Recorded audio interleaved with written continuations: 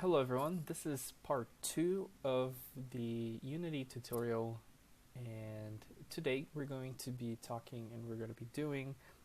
adding a character, and we're also going to be doing the movement of that character.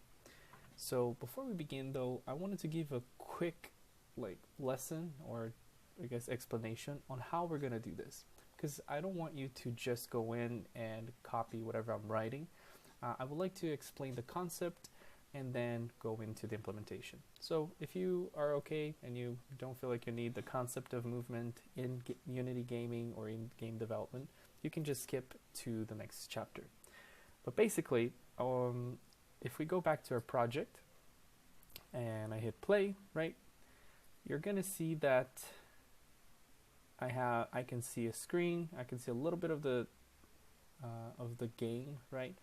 And now I'm gonna add a character, and then I want this character to move, right? So how are we going to do that? So in order to understand this, here's what you need to think about. Let's say I'm gonna create a character and it's this little square here. Whenever I place him in a game, so the way it works is the game has basically coordinates for you. So there is a x-axis and there is a y-axis.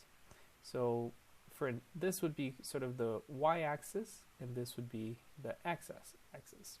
So whenever I create a character and I place them on the screen, they're gonna have a coordinate. In Unity, they call that the position. So for instance, this, let's say it's the position 0, 0. Whenever I move this character, so for us to create the movement that we're looking for, I basically just have to tell Unity, hey, if the user gets an input, so if I press the right key, I want this little block to move a certain amount, right? So the x-axis, let's say I want to move 1, so it'll be 1, 0. Poof. So that way I need to create some code that's going to say whenever I click or whenever I press the key, the right key, I need to move the x by 1. And also if I press the up key, right, I want to move this up by 1. And we'll do this by moving 1 on the y-axis. So this is basically what we're going to be coding. I thought that it was important for me to tell you the principle behind it before we get into it. So without further ado, let's get into it. Alright, so let's get back into it. I am going to put a link on the description of this video for the character. That's basically a spreadsheet that has the animations that we're going to be needing. So I'm gonna go download that, and then I'm gonna click and drag that image, and I'm gonna add here to my folder. Instead of putting in the floors, let's put it in the art. Let's go to art and let's create a folder. Let's call that player, and then let's add that character right there. So under art, I have my floors and I have my player. Right now it's right there under player. So similar to the other video that we did, I'm gonna click here on the inspector. This is right now set to single, but if I click on it, you see that this has a lot of different sprites, a lot of different little blocks that I want to break down and to use. So for that, I'm gonna click here, sprite mode. I'm gonna move to multiple. The pixels per unit I'm gonna put at 16. The filter mode I set to no filter, and then compression none. This is just for quality. It will make the game look better. Don't worry about it. Click apply. Done. Now I'm gonna go into my sprite editor. I'm gonna do grid by cell size, and then I'm gonna do 16. And if you look, the character is a little bit bigger than 16. So if I put 16, you see how it breaks. So I'm gonna add 32. That should be the correct dimension. So now if I go in and I click, I can see that this is super good. I can grab the character perfectly. So I'm go ahead and hit apply. Done. Now if I look here, let me zoom in a little bit. I get to see all of the different individual sprites done right here. So I'm going to grab one and I'm going to drag right here. Poof. Now if I zoom in, there we go. I have my character and it has been added into the scene. As you can see, he has a transform section here with the position. So if I move the character on that position, you can see that that also moves.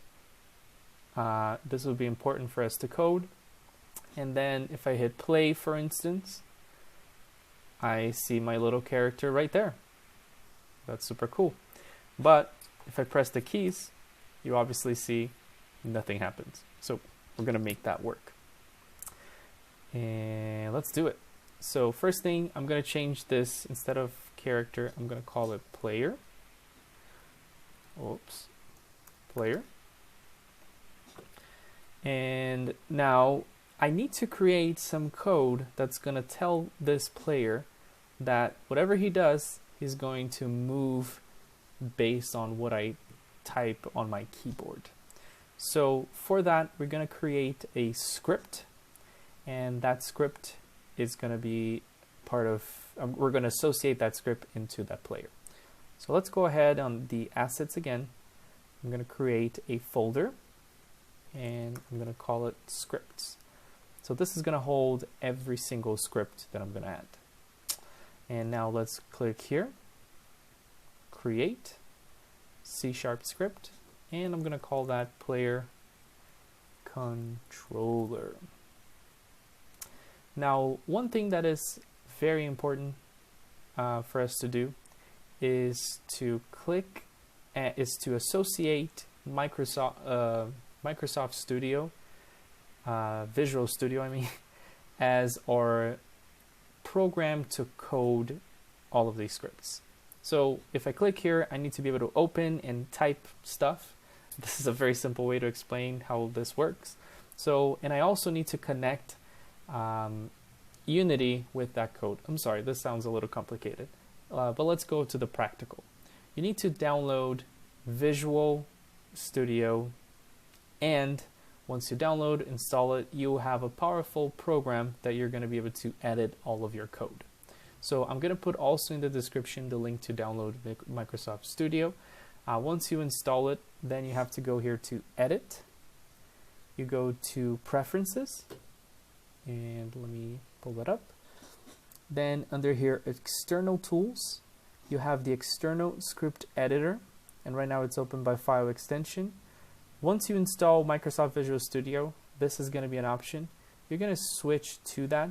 So that will allow you to run debugging. This will allow you to see all of the methods, all of the things that Unity, all of the classes, a lot of stuff basically that Unity has. You're going to be able to see that you see that automatically in Visual Studio. Hopefully I explained it correctly.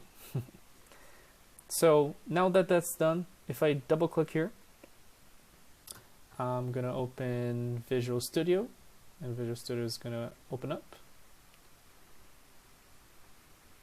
And there you go. And as you can see, there is some code there already because I created a script. So let me pause the video right here and increase the size of this so it's easier to understand. Alright, so I increased the font of my Microsoft Visual Studio.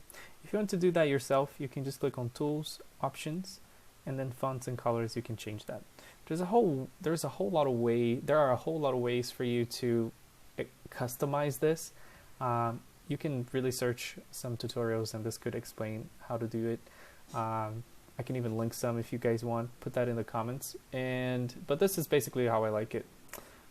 So let's not worry about this right now. And I'll explain to that when we get to that. But now we need a couple of variables in order to create the movement. If you don't know what a variable is in programming, I definitely recommend looking up a simple tutorial, like Googling what is a variable and then kind of watching a tutorial. This will be very important for us to move forward. But basically think of it as, little compartments that hold some data. So I'll start creating a variable called public float move speed. So this is gonna record the move speed, the movement speed of the character. Then we need another one called public ball is moving. That's gonna see if the player is moving. Then let's do another one called vector to input. If you're wondering what is this public private, don't worry too much about it. This is basically what this means is if this variable can be used outside of this class. So for instance, the move speed might be important. For this ones, we can keep it private. If this sounds confusing, maybe I can link another tutorial for you. But basically, this is making the variables public to other classes, to other files, I would say, or private. And yeah, as I said, if you have any questions on this, you can also look for a tutorial.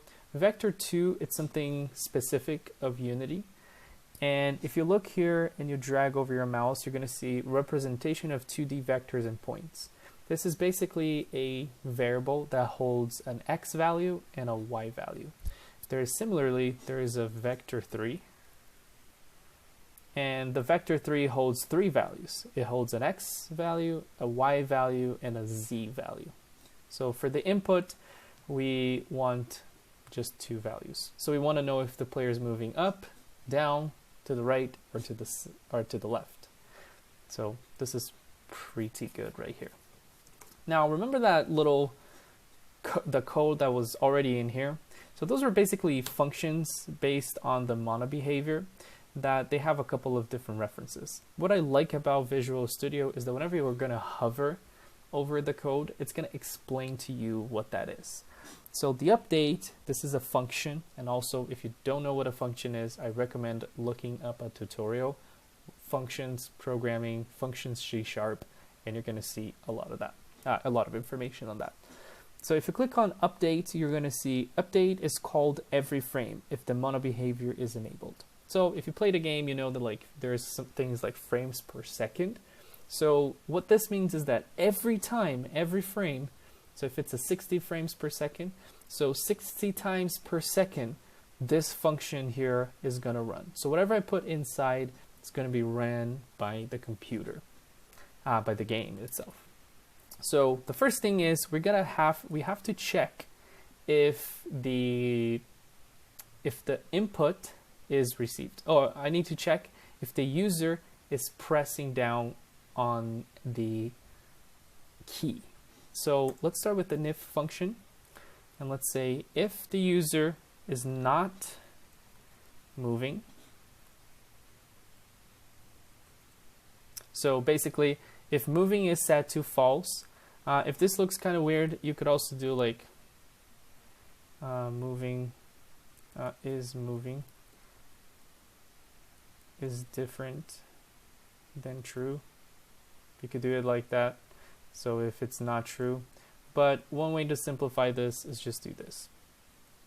If it's not moving, so this sign here will tell you that, oh, check if this variable is equal to false, right? So if it's equal to false, go inside here and run this code.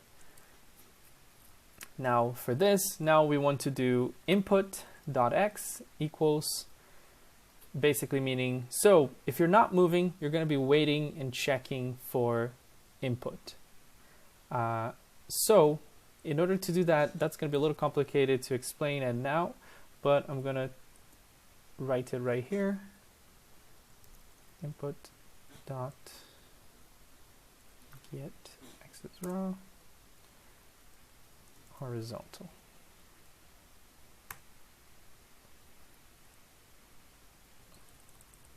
And similarly, input dot y equals get axis raw vertical. To try to explain this to you in a simple way, what basically I'm saying is I created this variable to record if there is any movement from the keyboard. And then if there isn't, I'm going to be watching out. So I'm going to be storing that if the user type anything in the right, if the user types the right key or the left key, or if the user types the up key or the down key, I'm going to store that in this input variable.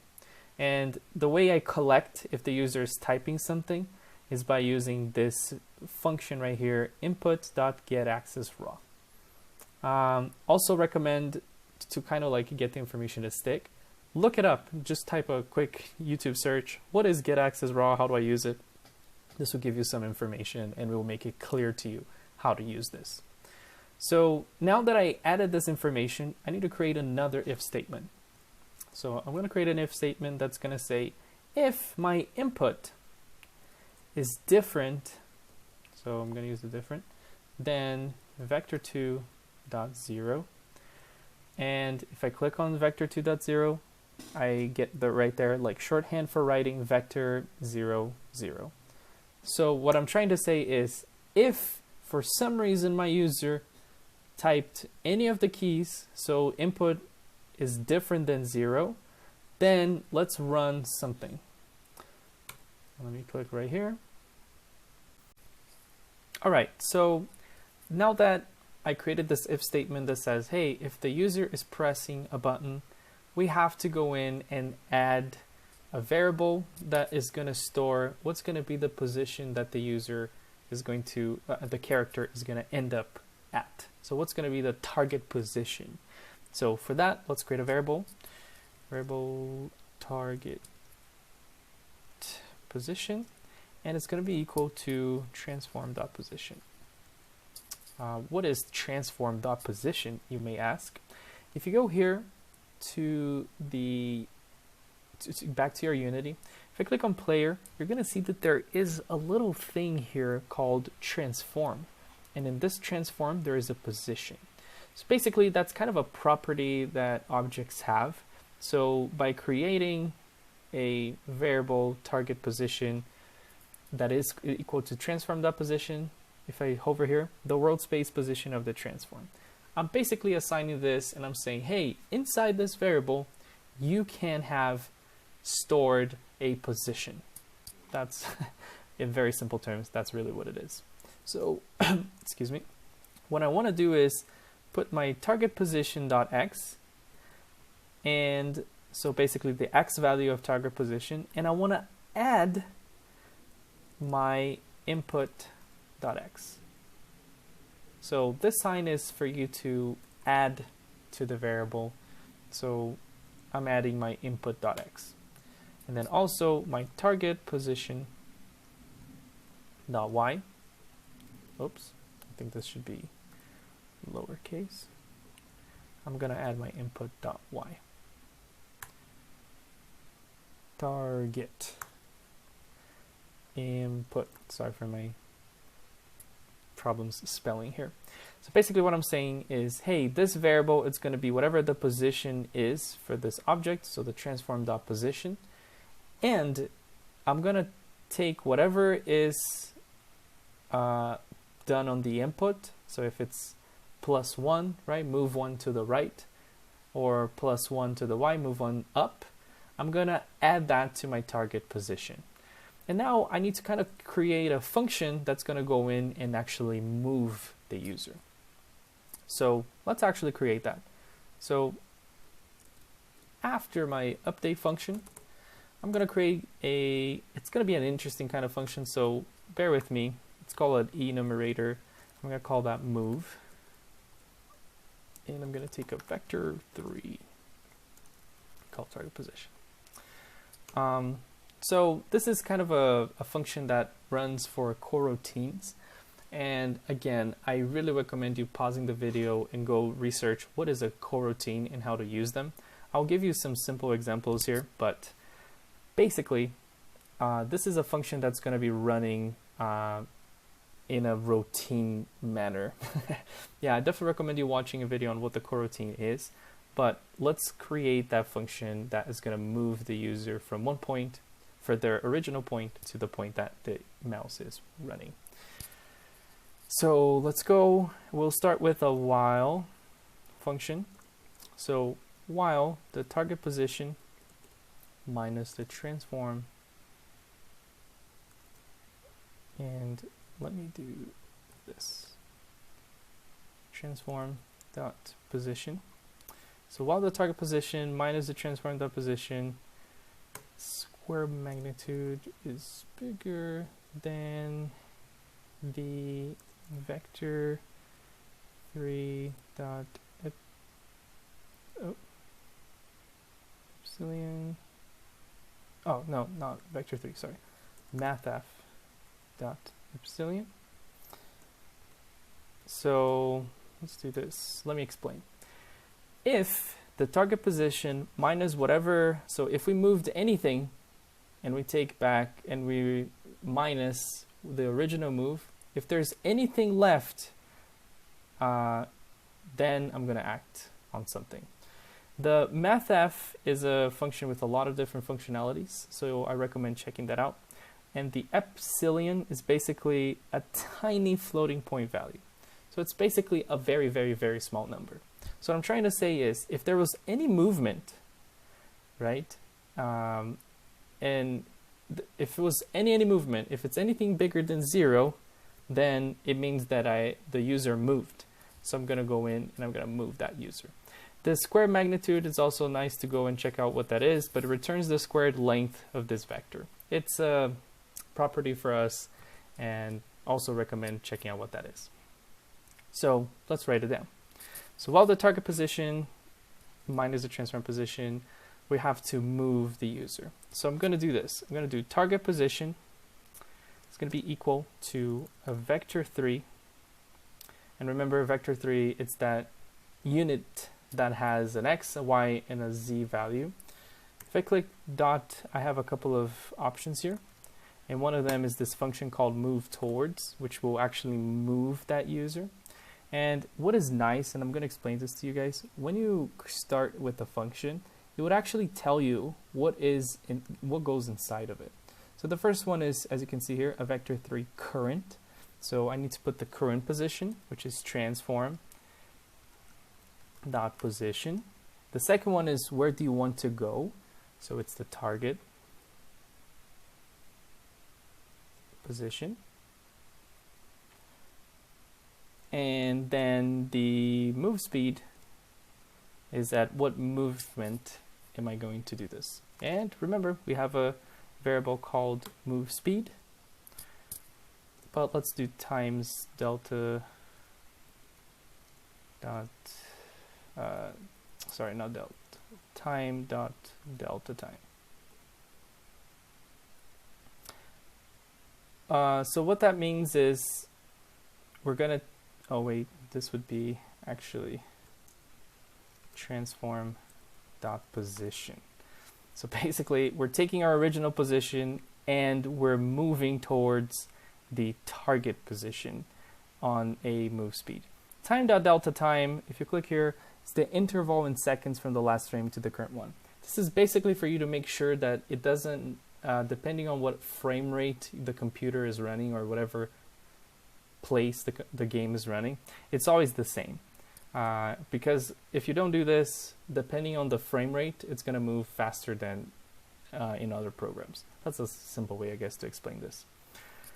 Now that it has been created, there's one thing I need to add. Every time I create a coroutine function, I need to create a return statement. And then after that, let's do transform.position. It's going to be equal to my target position. Oh, and we have to set the moving. So it's moving. It's going to be equal to false. That's because every time we start moving, let's move the is moving.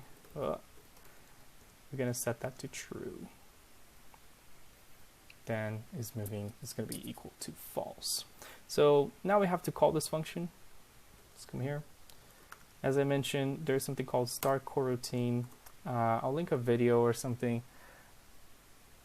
on what that does, but it's basically something that's going to be running constantly in your game. And it's going to be move, and we need to take a target position. I think this looks good. Let's test it out. So I'm going to close this. It's going to load on my game. Now I have this player controller. So I need to assign this controller to my player. So I'm going to click here. I'm going to drag and drop this right here. So I got my player controller script, and I'm going to set my movement speed to 2. And let's test the game.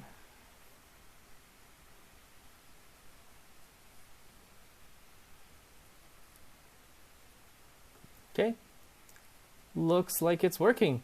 Look at that.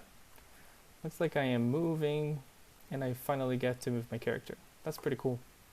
So one thing that, I don't like personally is I don't like diagonal movement in games. So I'm gonna take that out. So let's pause. Let's click here. And right here, let's add a if statement. Actually, we do it beforehand. So if the input dot x is different than 0, so meaning if I'm moving to the right or to the left, then I want my input dot y to be equal to 0. Meaning, if I'm moving to the right or left, I'm not going to be moving to up or down. So let's test that out.